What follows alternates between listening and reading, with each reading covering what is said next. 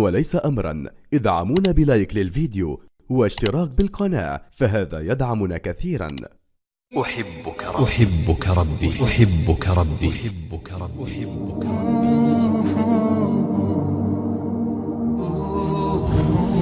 I love you Allah. أفلا يتدبرون القرآن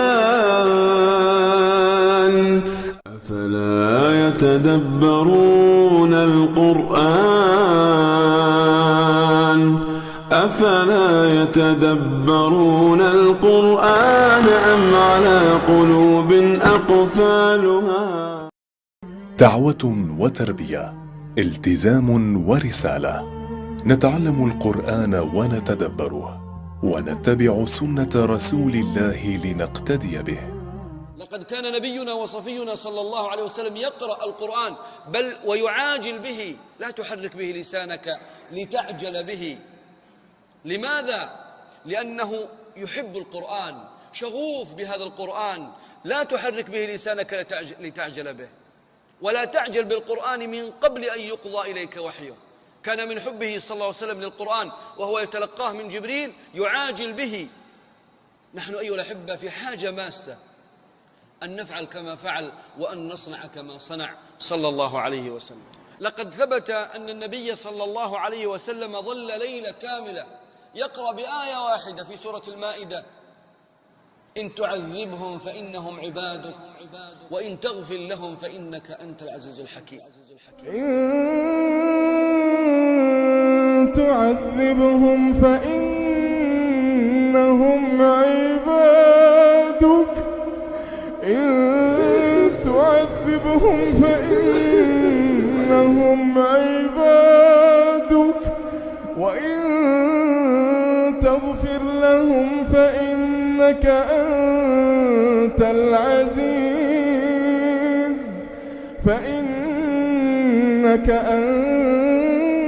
العزيز الحكيم.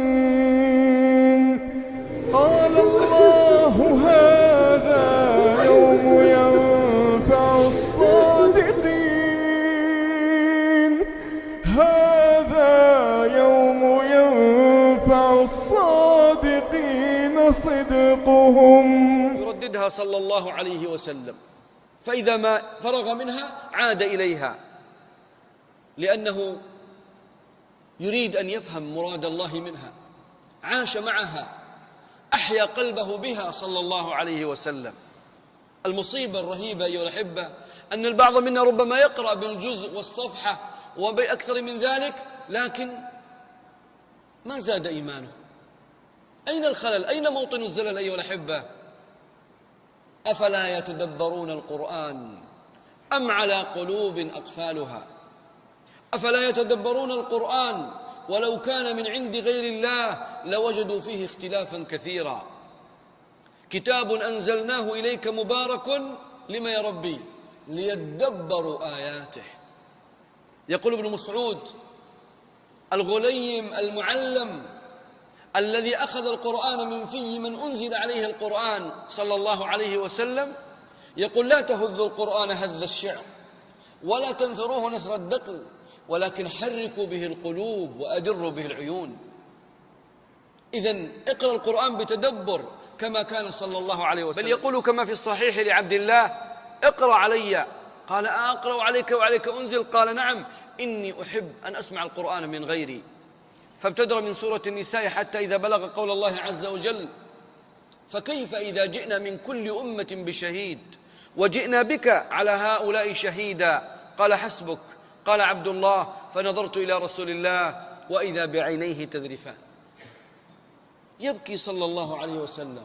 الله نزل أحسن الحديث كتابا متشابها مثاني تقشعر منه جلود الذين يخشون ربهم ثم تلين جلودهم وقلوبهم إلى ذكر الله ثم تلين جلودهم وقلوبهم إلى ذكر الله.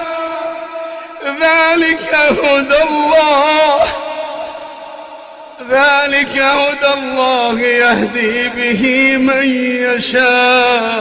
متى آخر دمعة نزلت من عينك من خشية ربك سبحانه وتعالى؟